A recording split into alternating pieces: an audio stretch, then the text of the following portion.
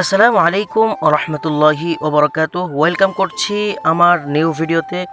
তো আজকে অনেক দিন যাবৎ আমি ইচ্ছে করতেছি মানে শোলাকিয়া ঈদগাহ মাঠে আমি নামাজ পড়ব, তো কোনোভাবেই সেটা পসিবল হইতেছিল না। তো আজকে নিয়ত করছি সকাল সকাল গিয়ে সেখানে নামাজ পড়ব। তো সেই জন্য আমি রেডি হয়ে নিচ্ছি। দেখতেই পাচ্ছেন আমি পোশাক পরে নিয়েছি, চশমাও পরে নিয়েছি। এখন একটু সুগন্ধি লাগিয়ে নিব, কারণ ঈদগাহে যাওয়ার আগে একটু সুগন্ধি লাগানো উচিত আমি মনে করি, এবং সম্ভবত এটা সুন্নত। তো আমি একটু সুগন্ধি লাগিয়ে নিচ্ছি। লাগানোর পরে আমি ইনশাল্লাহ বের হয়ে যাব। তো সকলেই ব্লগটি এনজয় করতে থাকুন। Let's go.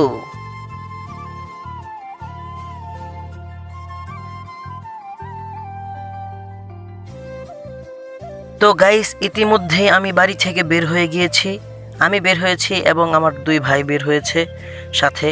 সাথে আছে দেখতেই পাচ্ছেন, এই যে একজন, আরেকজন ক্যামেরার পিছনে আমি দেখাবো, এই যে দেখাচ্ছি।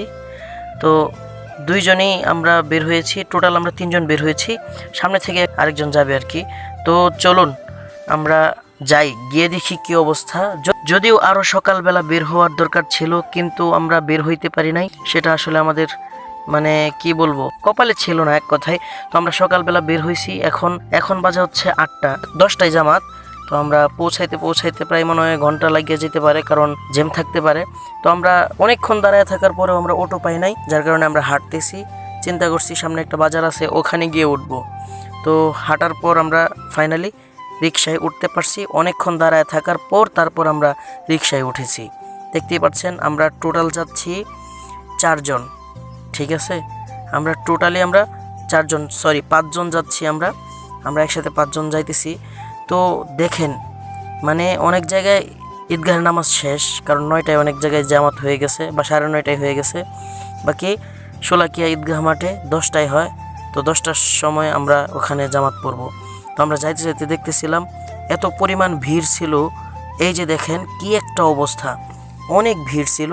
তো আমরা যাইতেছিলাম, যাওয়ার পরে এখানে দেখি অনেক প্রোটোকল দেওয়া আর কি। এখানে সেনাবাহিনী, সামনে দেখতে পারবেন, সেনাবাহিনী, পুলিশ, বিজিবি, র্যাব, তারপরে আরও অনেক প্রশাসনিক মানে কাজে লিপ্ত আছে। তো এখানে চেকিং করে। তো আমি চিন্তা করছিলাম কি এখানে মানে ফেতরাটা আদায় করে নিব। তো যার কারণে আমি ফেতরা দিতে গেছি। তো ফেতরা দিতে গিয়ে এমন একটা মানে বাজে সিচুয়েশনের ভিতরে পড়ে গেছি, দেখতে পারবেন আপনারা একটু পরে। এই যে দেখেন, তো এরকম সিচুয়েশনে পড়বো এটা আমি ভাবতে পারি নাই, কল্পনায় ছিল না। দেখা গেছে 10 টাকা ভাঙতি দিলে অনেকেই পায়। বাকি আমি চাইছিলাম যে একসাথে দিয়ে শেষ করে ফেলবো, মানে তাড়াতাড়ি জিনিসটা দিয়ে শেষ করে ফেলবো। তো তাড়াতাড়ি দিতে গিয়ে দেখেন কি একটা হেনস্তর শিকার হয়ে গেলাম।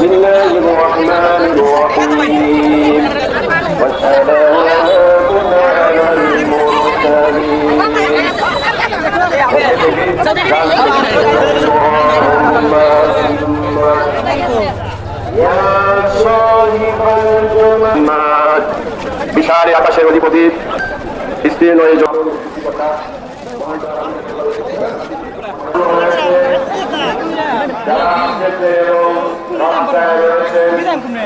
দেখেন সামনে অনেক প্রোটোকল দেওয়া এক কথায়। আর আমরা মানে খুব দুঃখের সাথে বলতেছি যে আমরা আসার পরে আমরা আপনার জায়গা পাই নাই মাঠের ভিতরে, কারণ এত দেরি করে আইসা মাঠের ভিতরে আশা করা সম্ভব না।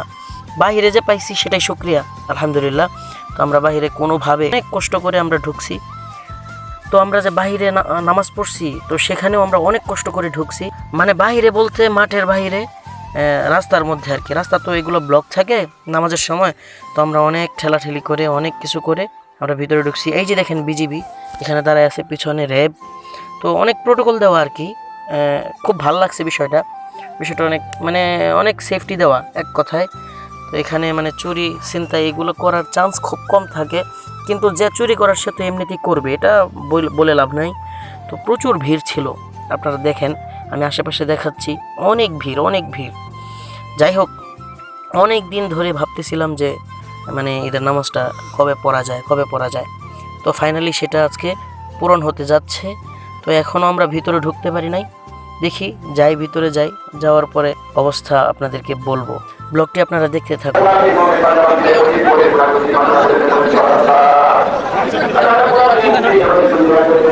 তো আমরা এমন একটা সিচুয়েশনের ভিতরে আছি, মানে আমরা যেখানেই জায়গা নিতে যাই সেখানেই জায়গা অন্যরা নিয়ে নেয়।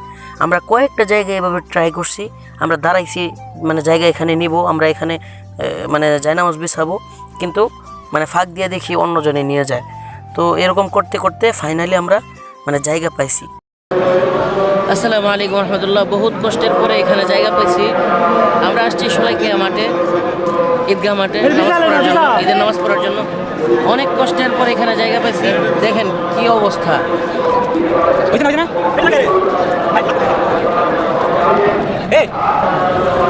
যে কষ্ট হয়েছে আইতে এনে প্রচুর কষ্ট হয়েছে।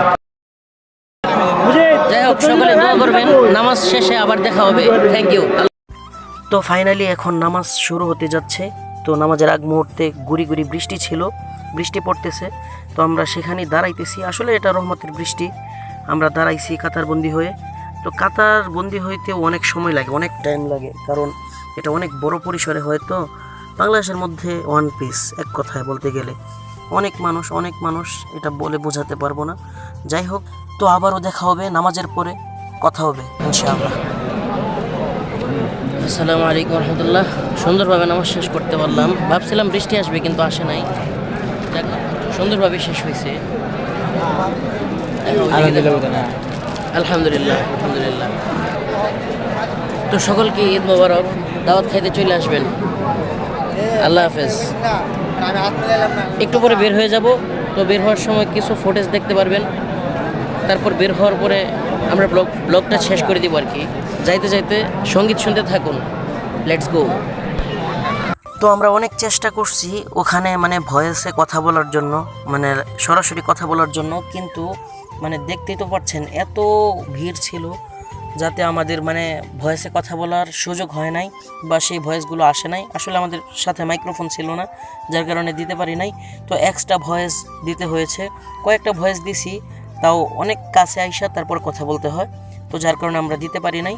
তো সেজন্য খুবই দুঃখিত।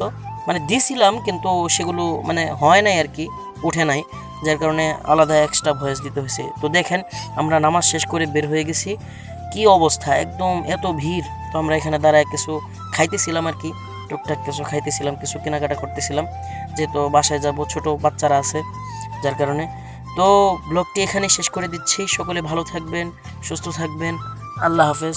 আসসালামু আলাইকুম ওয়া রাহমাতুল্লাহি ওয়া বারাকাতুহু।